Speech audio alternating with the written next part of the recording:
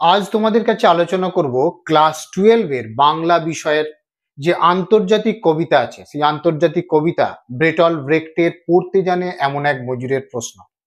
এই কবিতাটি তোমাদের কাছে আলোচনা করব। ব্রেটল ব্রেখটের এই পড়তে জানে এমন এক মজুরের প্রশ্ন কবিতাটির শব্দার্থ সহ বিস্তারিতভাবে আমি বিষয়বস্তু তোমাদের কাছে সহজ সরলভাবে আলোচনা করব। আলোচনাটা সম্পূর্ণ দেখলে এই পড়তে জানে এমন এক মজুরের প্রশ্ন কবিতাটি তোমাদের কাছে পরিষ্কার জলের মতো হয়ে যাবে। এবং ভিডিওটা সম্পূর্ণ দেখার পর যদি ভালো লাগে অবশ্যই আমাদের চ্যানেলটি সাবস্ক্রাইব করো, বন্ধুদের দেখার পরামর্শ দিও এবং অবশ্যই আমাকে কমেন্ট করে জানিও তোমার কবিতাটা কেমন লাগলো এবং তুমি কতটা বুঝতে পারলে। তাহলে চলো আমরা এই পড়তে জানে এমন এক মজুরের প্রশ্ন কবিতাটি আলোচনা করি।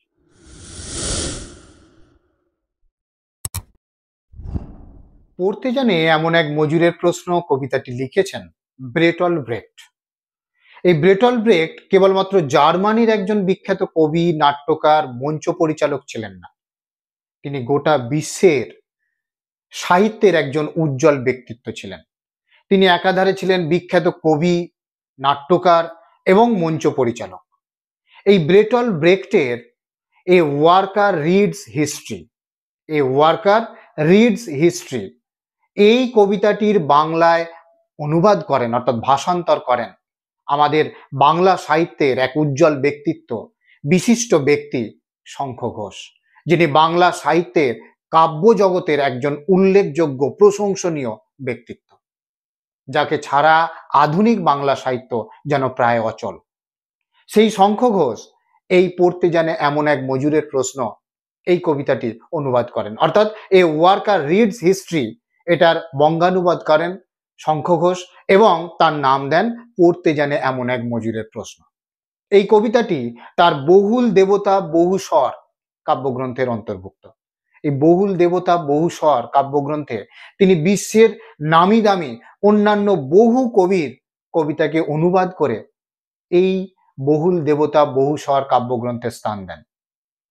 তাই এই বহুল দেবতা বহু স্বর কাব্যগ্রন্থেও স্থান পায় ব্রেটল ব্রেখটের এই ওয়ার্কার রিডস হিস্ট্রি বা পড়তে জানে এমন এক মজুরের প্রশ্ন কবিতাটি। আমরা এই বিষয়ে আমরা আলোচনা করব বিস্তারিতভাবে। এই পড়তে জানে এমন এক মজুরের প্রশ্ন কবিতার মধ্য দিয়ে কি বোঝাতে চেয়েছেন? রবীন্দ্রনাথ ঠাকুর এক জায়গায় বলেছেন, ওরা চিরকাল টানে দাঁড় ধরে থাকে হাল। কারা? শ্রমজীবী মানুষ, যারা আসলে এই সভ্যতার চালিকা শক্তি, যারা আসলে মানব সভ্যতাকে এগিয়ে নিয়ে যায়। ওরা চিরকাল টানে দাঁড়, ওরা দাঁড় টেনে যায়, দাঁড় টেনে যায়, ধরে থাকে হাল। সভ্যতা যাতে না ধ্বংসের দিকে চলে যায়, সভ্যতা যাতে উন্নতির আরো চরম শিখরে পৌঁছাতে পারে, তারা সেই কাজটা নীরবে করে যায়, গোপনে করে যায়। তাদের নাম কিন্তু ইতিহাসে কোথাও ফুটে ওঠে না। ওরা আসলে, রবীন্দ্রনাথ ওই বলেছেন যে ওরা আসলে সভ্যতার পিলসুজ, ওরাই আমাদের সভ্যতাকে আলো দিচ্ছে। অথচ সেই শ্রমজীবী মানুষগুলো, সেই কৃষিজীবী মানুষগুলো এখনো পর্যন্ত অধরা থেকে যায়। ইতিহাস তাদেরকে বঞ্চিত করে, ইতিহাসের পাতায় তাদের কোথাও নাম উল্লেখ করা হয় না। সেই রকম একটা প্রেক্ষাপটে ব্রেটল ব্রেখট এই পড়তে জানে এমন এক মজুরের প্রশ্নটা কবিতাটি লিখেছেন। এখানে কি বলা হয়েছে যে আমরা এই যে গোটা পৃথিবীতে, সমগ্র পৃথিবীতে আমরা দেখতে পাচ্ছি বিভিন্ন স্থাপত্য ভাস্কর্য রাজরাজার নামে ছড়িয়ে রয়েছে। বহু স্থাপত্য ভাস্কর্য তৈরি হয়েছে এবং সেখানে আমরা পাই রাজরাজাদের নাম। যেমন সংক্ষেপে একটা বিষয় বলি, আমাদের ভারতবর্ষের ক্ষেত্রে আমরা তাজমহল নাম শুনেছি। এখন যদি তোমাদের প্রশ্ন করে তাজমহল কে নির্মাণ করেছিলেন, তোমরা সহজেই উত্তর দেবে সম্রাট শাহজাহান। কিন্তু ব্রেটল ব্রেখটের এইখানে প্রশ্ন, সম্রাট শাহজাহান কি একটা ইট ঘাড়ে করে বয়েছিল তাজমহল তৈরি করার জন্য? আমরা শুনছি কি তিনি তার পত্নীকে ভালোবেসেছিলেন এবং সেই পত্নীর জন্য তিনি তাজমহল বানিয়েছিলেন। সেই তাজমহল তিনি তার পত্নীর জন্য বানিয়েছেন, কিন্তু সেখানে তিনি একটা ইট পর্যন্ত বয়েননি। তাহলে এই যে যারা এই তাজমহল তৈরি করলো তাদের ইতিহাসে কোথাও নাম নেই। এখানে এই পড়তে জানে এমন এক মজুরের প্রশ্ন কবিতায় ব্রেটল ব্রেক্ট এইরকম যেন একটা মজুর যখন সে পড়তে শিখেছে, সে পড়তে গিয়ে দেখছে যে বিশ্বের এই সমস্ত স্থাপত্য ভাস্কর্যগুলো তৈরি হয়েছে, সেইগুলো যারা তৈরি করলো তাদের কোথাও নাম নেই। ব্যাবিলনের নাম পাবো এখানে, এখানে পাবো লিমা শহরের নাম, আলেকজান্ডারের নাম, সিজারের নাম, ফিলিপের নাম, এরকম বহু রাজা স্থাপত্য ভাস্কর্যের নাম পাবো। কিন্তু তারা কি আসল? যারা তাদের সাম্রাজ্য জয় করেছে, আলেকজান্ডারের হয়ে যারা যুদ্ধ করেছে, তাদের নাম তো কোথাও পাওয়া যায়নি। যারা ব্যাবিলন সভ্যতাকে তৈরি করলো, সেই শ্রমজীবী মানুষগুলোর নাম তো কোথাও পাওয়া যায় না। যারা চীনের প্রাচীর গড়ে তুললো, যে চীনের প্রাচীর আমরা শুনি চাঁদ থেকেও নাকি দেখা যায়, সেই চীনের প্রাচীর যারা তৈরি করলো তারা কোথায় গেল? এইরকম হাজারো প্রশ্ন এক শ্রমজীবী ব্যক্তির, এক শ্রমজীবী মানুষের মাথায় খেলছে। এই কারণেই তো সভ্যতার শাসকরা মানুষকে ততটা শিক্ষিত করে রাখতে চায় না। তার কারণ হচ্ছে তারা যত শিক্ষিত হবে, তারা যত লেখাপড়া শিখবে, তাদের মধ্যে এই সমস্ত প্রশ্নগুলো আসবে। আসল তো কারিগর তারা, সভ্যতার আসল চালিকা শক্তি তো তারা, অথচ তাদেরকেই প্রতি মুহূর্তে বঞ্চিত করা হয়। তাহলে এই রকম একটা পরিস্থিতি তৈরি হয়েছে কার মধ্যে? একজন মজুরের মধ্যে, যে ইতিহাসটা পড়ছে, যে ইতিহাসটা পড়ে জানতে পারছে যে পৃথিবীর এই সমস্ত সপ্তম আশ্চর্যের মতো বহু আশ্চর্য স্থাপত্য ভাস্কর্য তৈরি করা হয়েছে, কিন্তু লেখা রয়েছে কাদের নাম? রাজার নাম। কিন্তু রাজারা তো তার জন্য একটুকু খাটেনি, কোথাও ইট বয়নি, কোথাও বালি সিমেন্ট বয়নি, বা যুদ্ধক্ষেত্রে তারা সরাসরি একা তো যুদ্ধ করেনি। তাহলে যারা আসল কারিগর, যারা আসল নির্মাতা, তাদের নাম তো কোথাও নেই। তাহলে এইভাবে দেখা যাচ্ছে পড়তে জানে এমন এক মজুরের প্রশ্নে কবিতায় যে শ্রমজীবী মানুষটা, সেই শ্রমজীবী মানুষটার মনের মধ্যে হাজারো প্রশ্ন জাগরিত হয়েছে। আসল সত্যটা উদ্ঘাটন করার মতো প্রশ্ন তার মনের মধ্যে জাগরিত হয়েছে। আর সেই প্রশ্নগুলো একটা একটা করে যেন চুলচেরা বিশ্লেষণ করতে চেয়েছেন ব্রেটল ব্রেক্ট তার পড়তে জানে এমন এক মজুরের প্রশ্ন কবিতায়। কবি প্রথমেই বলছেন, কে বানিয়েছিল 7 দরজাওয়ালা থিপস? বইয়ে লেখে রাজার নাম। রাজারা কি পাথর ঘাড়ে করে আনতো? তাহলে কি সুন্দর একটা প্রশ্ন। এই যে কে বানিয়েছিল 7 দরজাওয়ালা থিপস, আগে থিপস সম্পর্কে একটু বলে নিই। থিপস হচ্ছে ইজিপ্টের রাজধানী ছিল থিপস। প্রাচীন গ্রিসের একটা বৃহৎ এবং উৎকর্ষ নগর রাষ্ট্র ছিল এই থিবস। থিবস শব্দটা এসেছে গ্রিক শব্দ সিটি অফ থিবাই থেকে, সিটি অফ থিবাই বা সিটি থিবাই থেকে। আমরা হোমারের ইলিয়ডের মধ্যেও এই থিবস শব্দটা পাই, এবং থিবসের সম্পর্কে আমরা সেখানে হোমারও কিন্তু ইলিয়ডের মধ্যে লিখেছেন। আর এই থিবসের 3 দরজাওয়ালা যে মন্দির, এই যে বলা হয়েছে লুক্সার মন্দির এবং কামাক মন্দির, লুক্সার মন্দির এবং কামাক মন্দির, 3 দরজাওয়ালা মন্দির বিশ্ববিখ্যাত, এবং সেখানকার রাজা ও রানী উপত্যকা সেটাও একটা বিশ্ববিখ্যাত। আর এই যে থিবস আমরা পাচ্ছি, আমরা হোমারের ইলিয়ডের মধ্যে যে থিবসের পরিচয় পাই, সেখানে 100 দরজাওয়ালা বলা হয়েছে, 100 গেটেড, সেখানে ইলিয়ডে বলা হয়েছে, সেটা হচ্ছে ইজিপ্টের থিবস বলা হয়। আর গ্রিসের থিবসকে বলা হচ্ছে 7 দরজাওয়ালা থিবস। সেই 7 দরজা কি কি? 7 দরজা হচ্ছে প্রোক্টিডেস, ইলেকট্রন, নিয়েস্টেক, প্যালেস, ওনিসিজ, নর্দান অথবা সেরেইন, হোমোলেড এবং হচ্ছে রুইন। তোমাদের এইগুলো এত ডিটেলস হয়তো পড়ে না, কিন্তু জানার জন্য এগুলো তোমরা নোট করে রাখতে পারো। এইগুলো কিন্তু খুবই ইন্টারেস্টিং একটা বিষয়। তোমাদের এই 7 দরজাওয়ালা থিবসের হয়তো নাম পড়বে না, কিন্তু এগুলো জেনে রাখা ভালো। তাহলে 7টা দরজা কি কি? 7টা দরজা হচ্ছে প্রোক্টিডেস, ইলেকট্রন, প্রোক্টিডেস, ইলেকট্রন। 3 নম্বর হচ্ছে নিয়েস্টেক, 4 নম্বর হচ্ছে প্যালেস, ওনিসিজ, নিয়েস্টেক এবং প্যালেস, ওনিসিজ। 5 নম্বর হচ্ছে নর্দান বা সেরেইন, এবং 6 নম্বর হচ্ছে হোমোলেড, আর 7 নম্বর হচ্ছে রুইন। এই 7টা দরজার 7টা নাম। বলছে কে বানিয়েছিল 7 দরজাওয়ালা থিবস? আমরা এই যে থিবসের এত উৎকর্ষতা পাই, এত উন্নত একটা নগর রাষ্ট্র রূপে আমরা থিবসকে পাই, সেই থিবস কে বানিয়েছিল? বইয়ে লেখে রাজার নাম, রাজাদের নাম লেখা থাকে। থিবস নগরী প্রতিষ্ঠাতা হিসেবে আমরা কাকে পাচ্ছি? রাজাদের নাম পাচ্ছি। কিন্তু আসলে কারা নির্মাণ করেছিল? যে শ্রমজীবী মানুষরা এই থিবস নগর তৈরি করেছিল, তাদের তো নাম কোথাও পাওয়া যায় না। রাজারা কি পাথর ঘাড়ে করে আনতো? এই থিবস নগরীর যখন 7 দরজাওয়ালা থিবস তৈরি করা হলো, তখন কি রাজারা পাথর ঘাড়ে করে এনেছে? রাজারা তো পাথর ঘাড়ে করে আনেনি। এনেছে কারা? শ্রমজীবী মানুষরা। এবং এইখানে একটা ইতিহাসের একটা ঘটনা বলে রাখি, সেটা হচ্ছে যে সেই সময় রাজারা এতটাই নিষ্ঠুর ছিলেন তারা এতটাই, যে তখনকার যে সমস্ত বিখ্যাত স্থাপত্য ভাস্কর্য যারা তৈরি করতেন, তার যে মূল স্থপয়িতা, সেই স্থপয়িতাকে অন্ধ করে দেওয়া হতো, জিভ কেটে দেওয়া হতো, হাত কেটে দেওয়া হতো। কেন বলতো? তার কারণ হচ্ছে সে ওই রূপ দ্বিতীয়টি আর না তৈরি করতে পারে। অর্থাৎ ওই স্থাপত্য ভাস্কর্য ওই রাজারই যেন বিশ্ববিখ্যাত হয়ে থাকে, তার দ্বিতীয়টি যাতে আর কোনোভাবে ওই স্থপয়িতা তৈরি করতে না পারে, তার জন্য তাকে এত নিষ্ঠুর অত্যাচার করা হতো।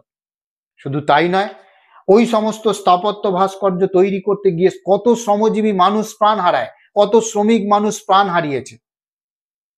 তাহলে সেই সমস্ত প্রাণের দামও কিন্তু ইতিহাসে লেখা থাকে না। তাহলে ইতিহাসে লেখা থাকে কার নাম? রাজার নাম। ইতিহাস তাহলে কাদেরকে বঞ্চিত করছে? এই শ্রমজীবী শ্রমিক, যারা রবীন্দ্রনাথের ভাষায় সভ্যতার পিলসুজ, যারা রবীন্দ্রনাথের ভাষায় সভ্যতার মূল চালিকা শক্তি, যারা চিরকাল টানে দাঁড় ধরে থাকে হাল, সেই সমস্ত আসল কারিগর যারা সভ্যতার, তাদেরকে ইতিহাস বঞ্চিত করে। ইতিহাসে তাদের কোথাও নাম পাওয়া যায় না, ইতিহাসে নাম পাওয়া যাচ্ছে রাজার নাম। তাহলে এখানে বলছি কে বানিয়েছিল 7 দরজাওয়ালা থিবস? এই 7 দরজাওয়ালা থিবসটাকে কে বানিয়েছিল? বইয়ে লেখে রাজার নাম, রাজার নাম বইয়ে লেখা থাকে। রাজারা কি পাথর ঘাড়ে করে আনতো? এবং এইখানে আরেকটা বিষয় লক্ষ্য করা যায়, সেটা হচ্ছে শ্রমজীবী মানুষটার একটা শ্লেষাত্মক দৃষ্টিভঙ্গি। তার কথার মধ্যে, তার প্রশ্নের মধ্যে যেন একটা তীব্র শ্লেষ প্রকাশ পাচ্ছে, তীব্র একটা ব্যঙ্গ প্রকাশ পাচ্ছে, যে যারা আসল কারিগর, যারা প্রাণ ত্যাগ করে এই সমস্ত স্থাপত্য ভাস্কর্যগুলো তৈরি করছে, তাদের নাম তো ইতিহাসে কোথাও লেখা থাকছে না, তাদেরকে বঞ্চিত করা হচ্ছে। তাহলে প্রকৃত কারিগর কিন্তু আড়ালে থেকে যাচ্ছে। আর যিনি একটা পাথর পর্যন্ত ঘাড়ে করে আনেননি, শুধু শক্তির দম্ভে, শক্তির কারণে ইতিহাস তার নাম লিখছে। সেই জন্য শ্রমজীবী মানুষটার এইখানে একটা প্রশ্ন, যে রাজারা কি পাথর ঘাড়ে করে আনতো? তারপর কবি বলছেন, আর ব্যাবিলন এতবার গুঁড়ো হলো, কে আবার গড়ে তুললো এতবার? ব্যাবিলন কি? ব্যাবিলন হচ্ছে মেসোপটেমিয়া সভ্যতার বুকে একটি গড়ে ওঠা উন্নত মানের নগর সভ্যতা। তাহলে মেসোপটেমিয়া সভ্যতার মধ্যে গড়ে ওঠা একটা উন্নত নগর রাষ্ট্র ছিল এই ব্যাবিলন। ব্যাবিলন শব্দটা ব্যাবিলি অর্থাৎ সুমেরিয়ান শব্দ ব্যাবিলি থেকে এসেছে। আর এইখানে আরেকটা বলে রাখি, ব্যাবিলন হচ্ছে বর্তমানে ইরাক যে দেশ, সেই ইরাক দেশের মধ্যে অন্তর্ভুক্ত। অর্থাৎ আগে যেটা ব্যাবিলন ছিল সেটা এখন হচ্ছে ইরাক, এবং এই ব্যাবিলনের ধ্বংসাবশেষ ইরাকের বালিল প্রদেশে পাওয়া গেছে। এই ব্যাবিলন শব্দটা কোথা থেকে এসছে তাহলে বললাম? সুমেরিয়ান শব্দ ব্যাবিলি থেকে। এই যে ব্যাবিলি, সুমেরিয়ান শব্দ ব্যাবিলি থেকে এসছে, এর অর্থ কি? এর অর্থ হচ্ছে ভগবানের দরজা। অর্থাৎ ব্যাবিলি শব্দের অর্থ হচ্ছে ভগবানের দরজা। এটা একটা সুমেরিয়ান শব্দ। এই ব্যাবিলি থেকে এসছে ব্যাবিলন। ব্যাবিলন আধুনিক রাষ্ট্র, সেই সময় আধুনিক একটা মহারাষ্ট্র হিসেবে পরিচিত ছিল। অর্থাৎ যে নগর রাষ্ট্র, উন্নত মানের নগর রাষ্ট্র ছিল এই ব্যাবিলন। এই ব্যাবিলনের আমরা কি বলেছি? শূন্য উদ্যান পৃথিবীর 7ম আশ্চর্যের মধ্যে একটা আশ্চর্য। তাহলে ব্যাবিলনের মধ্যে যে শূন্য উদ্যান রয়েছে, সেই শূন্য উদ্যান হচ্ছে পৃথিবীর 7ম আশ্চর্যের মধ্যে একটা আশ্চর্য। ব্যাবিলন যে এতবার গুঁড়ো হলো, ব্যাবিলন একবার পর আরেকবার, আরেকবারের পর আরেকবার, এইভাবে একটা শাসকের পর আরেকটা শাসক এসেছে, গুঁড়ো করেছে, আবার তৈরি করেছে, আবার তাকে ধ্বংস করেছে, আবার তৈরি করেছে, এইভাবে বারবার সে ধ্বংস হয়েছে এবং প্রতিষ্ঠা পেয়েছে। অর্থাৎ বারবার ধ্বংস হয়েছে, আবার প্রাণ পেয়েছে, আবার নতুন রূপে সে গড়ে উঠেছে। এই যে ব্যাবিলন এতবার গুঁড়ো হলো, কে আবার গড়ে তুললো এতবার? রাজারা কি গড়ে তুলেছে তাকে? তাকে গড়ে তুলেছে আসলে এই শ্রমজীবী, শ্রমিক, আসল কারিগর মানুষগুলো। তাহলে ইতিহাসে তো তাদের নাম পাওয়া যায় না, ইতিহাসে নাম পাওয়া যায় কাদের? রাজরাজার নাম। তাহলে এখানে বলেছেন, কবি ওই জন্য বলেছেন যে বারবার যেন এই শ্রমজীবী মানুষটা, যে শ্রমজীবী মানুষটা ইতিহাস পড়তে শিখেছে, এই জন্যই তো শ্রমজীবী মানুষকে কোনোদিন ইতিহাস পড়ানো হয় না, সঠিক ইতিহাসটা পড়ানো হয় না। কারণ কি? তারা সেটা জানতে পারলে, আসল ঘটনাটা যদি তারা জানতে পারে, তাহলে তারা বিপ্লবের স্ফুলিঙ্গ জ্বেলে দেবে, চারিদিকে বিপ্লব ঘটিয়ে দেবে। কারণ তারা আসল নির্মাতা, অথচ তারা প্রাণ ত্যাগ করে নির্মাণ কার্য করছে, পৃথিবীর আশ্চর্যজনক জিনিসগুলো তৈরি করছে, অথচ তার নাম লুটছে কারা? বাহবা পাচ্ছে কারা? রাজরাজারা। তাহলে সেই জন্য তাদের কাছে প্রকৃত ইতিহাসটা কখনো তুলে ধরা হচ্ছে না। তাহলে এইখানে এই জন্য কবি বলছেন যে ব্যাবিলন এতবার যে গুঁড়ো হলো, কবি যেন এইখানে সেই শ্রমজীবী মানুষটার মধ্যে একটা তীব্র শ্লেষাত্মক দৃষ্টিভঙ্গি ছুঁড়ে দিতে চেয়েছেন। সেই শ্রমজীবী মানুষটা যেন তীব্র শ্লেষাত্মক দৃষ্টিভঙ্গিতে প্রশ্ন করছেন কাদের কাছে? সভ্য মানুষদের কাছে, ইতিহাসের নির্মাতাদের কাছে, ইতিহাস যারা রচনা করছে তাদের কাছে যেন তার প্রশ্ন, যে তারা আসল তো কারিগর, অথচ তাদের নাম তো কোথাও পাওয়া যাচ্ছে না। তাহলে ব্যাবিলন এতবার যে গুঁড়ো হলো, এতবার যে ব্যাবিলনকে এক শাসকের পর আর এক শাসক গুঁড়ো করলো, আবার তাকে তৈরি করলো নতুন করে, সেগুলো কে তৈরি করলো? রাজরাজারা তো তৈরি করেনি। তাহলে কিন্তু ইতিহাসে নাম পাচ্ছে কারা? কাদের নাম পাচ্ছে? রাজরাজাদের নাম পাচ্ছে। সোনা ঝকঝকে লিমা যারা বানিয়েছিল, তারা থাকতো কোন বাসায়? সোনা ঝকঝকে লিমা। লিমা কি? লিমা হচ্ছে পেরুর রাজধানী ছিল লিমা। এই লিমা, সেখানে মরুদ্যান, মালভূমি, পার্বত্য পাহাড়ে অর্থাৎ বরফে ঢাকা পর্বতভূমি, এইভাবে নানা রকম সুগভীর উপত্যকা, এরকম নানা প্রাকৃতিক সৌন্দর্যের মিশেল ছিল এই লিমা শহর। এবং লিমা শহরের এই যে বলেছি আন্দেস খনি, এই আন্দেস খনি ছিল সোনা ও রূপার খনি। অর্থাৎ লিমার মধ্যে যে খনি ছিল আন্দেস খনি, সেটা সোনা এবং রূপায় পরিপূর্ণ ছিল। তাহলে সেই যে সোনা রূপার খনি থাকার কারণে সোনা ঝকঝকে লিমা, অর্থাৎ লিমাকে সোনার মধ্যে মুড়ে দিয়েছিল সেখানকার শাসকরা। তাহলে এই যে বলেছি যে সোনা ঝকঝকে লিমা যারা বানিয়েছিল, শাসকরা তো লিমা শহরটাকে সোনা ঝকঝকে করে তোলেনি। সেই সোনা উত্তোলন করে সোনার মতো করে লিমা শহরটাকে যে তৈরি করা হয়েছিল, সেটা তো শাসকরা করেনি, করেছে কারা? এই শ্রমিক মানুষগুলো, এই আসল কারিগরগুলো। তাহলে তারা থাকতো কোন বাসায়? তাহলে সোনা ঝকঝকে লিমা যে রাজপ্রাসাদ তৈরি করা হয়েছে, লিমায় যে রাজপ্রাসাদ একেবারে স্বর্ণময় করে তোলা হয়েছে, সেই স্বর্ণমণ্ডিত, স্বর্ণে মোড়া, সোনায় মোড়া যে রাজপ্রাসাদ, সেই রাজপ্রাসাদ তৈরি করেছে শ্রমজীবী মানুষগুলো। কিন্তু তারা থাকতো কোথায়? তাদের তো এই প্রাসাদে স্থান নেই, তারা তো প্রাসাদে থাকতে পারতো না। প্রাসাদে থাকতো কারা? রাজরাজারা। তাহলে যারা আসল তৈরি করেছে তারা কিন্তু এই প্রাসাদের সুখ ভোগ করে না, আর যারা তৈরি করেনি তারা আসলে এই প্রাসাদের সুখ ভোগ করে, অথচ তাদেরই নাম হয়। তাহলে এইখানে সেই প্রশ্ন যেন এই শ্রমজীবী মানুষটা ছুঁড়ে দিয়েছে, যে সোনা ঝকঝকে লিমা যারা বানিয়েছিল, তারা থাকতো কোন বাসায়? যেন একটা দৃষ্টান্তমূলক একটা প্রশ্ন। তারা তৈরি করছে, অথচ কিন্তু তারা সেই ঘরে, সেই প্রাসাদে থাকার মতো তারা যোগ্য নয়, তারা সেখানে থাকতে পারে না। আমরা সেই রকমই দেখি, বড় বড় অট্টালিকা, বড় বড় উন্নত প্রাসাদপ্রম যে বাড়িগুলো তৈরি করা হচ্ছে, সেগুলো যে রাজমিস্ত্রিরা তৈরি করছেন, যে শ্রমিকরা তৈরি করছেন, তারা কিন্তু সেই বাড়িতে থাকার কোনোদিন সৌভাগ্য পায় না, এবং সেই বাড়িতে থাকার সুখ ভোগও পায় না। তেমনি প্রাচীন যুগেও তাই, রাজরাজাদের প্রাসাদ যারা তৈরি করেছে, তারা সেই প্রাসাদে কোনোদিনই এক বিন্দুর জন্য থাকতে পায়নি। তারা থাকতো অন্য জায়গায়, ঝুপসি ঝাপসা কোনো কুঁড়ে ঘরে, কিংবা কখনো কখনো খোলা আকাশের নিচেই তাদেরকে রাত কাটাতে হতো। তাহলে এইখানেই শ্রমজীবী মানুষটার প্রশ্ন, যে যারা ব্যাবিলন এই যে এতবার গুঁড়ো হলো, যারা ব্যাবিলন গুঁড়ো করে আবার নতুন করে তৈরি করলো, বারবার ব্যাবিলনকে গুঁড়ো হওয়ার পরে তাকে তৈরি করছে, তারা কিভাবে, তাদের তো ইতিহাসে কোথাও নাম নেই, তারা যে তৈরি করেছে তারা ইতিহাস থেকে বঞ্চিত হয়েছে। যারা সোনা ঝকঝকে লিমা তৈরি করেছে তারা এই লিমার মধ্যে থাকতে পারতো না, তারা থাকতো তো, তাদেরকে থাকতো তো অন্যত্র, অন্য জায়গায়, খোলা আকাশের নিচে, বস্তির মধ্যে। তাহলে এইভাবে শ্রমজীবী মানুষরা কিন্তু ইতিহাস থেকে বঞ্চিত হয়ে গেছে। চীনের প্রাচীর যখন শেষ হলো, সেই সন্ধ্যায় কোথায় গেল রাজমিস্ত্রিরা? চীনের প্রাচীর, চীনের প্রাচীর হচ্ছে পৃথিবীর সব থেকে বড় প্রাচীর, যেটা নাকি চাঁদ থেকেও দেখা যায়। এই চীনের প্রাচীর বহুবার তৈরি হয়েছে।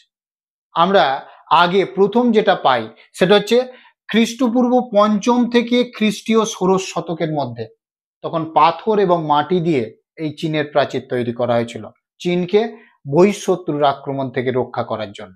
তাহলে প্রথম আমরা যে চীনের প্রাচীরের পরিচয় পাই সেটা কত সময়? খ্রিস্টপূর্ব ৫ম শতক থেকে খ্রিস্টীয় ১৬শ শতকের মধ্যে আমরা সেটা সময় পাই, এবং সেটা ছিল পাথর এবং মাটির তৈরি। পরবর্তীকালে এখন যে আমরা চীনের প্রাচীরের পরিচয় পাই সেটা কাদের আমলে?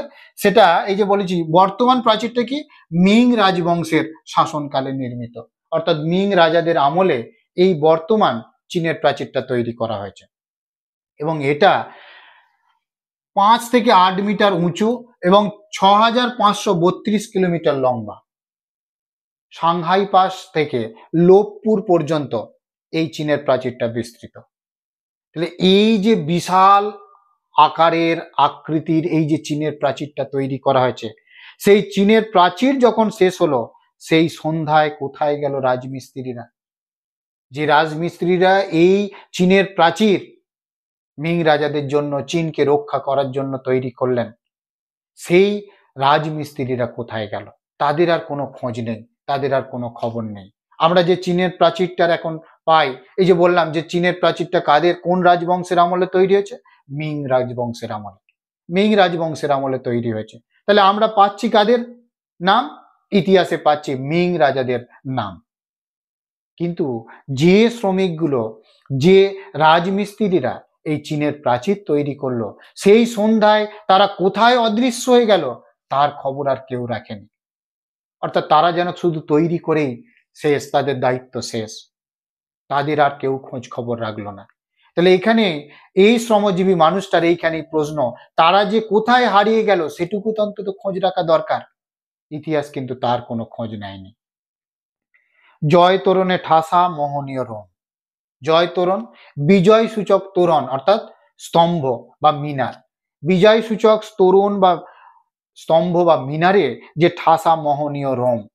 রোম সেই সময় একটা উৎকর্ষ নগর রাষ্ট্র, নগর ছিল রোম, এবং এই রোম সেই সময় ইতিহাস পড়লে দেখা যায় সব থেকে উন্নত ছিল। এই রোমের যে ভ্যাটিকান সিটি সেটাও নাম করা। সেই রোম যে কারা বানালো, জয় তোরণে ঠাসা মোহনীয় রোম বানালো কে? সেই রোমকে কে বানালো? কাদের জয় করলো? সিজার। সিজার কে? তার আসল নাম হচ্ছে গাউস জুলিয়াস সিজার। এই সিজারের পরিচয় আমরা উইলিয়াম শেক্সপিয়ারের নাটক জুলিয়াস সিজারেও পাই।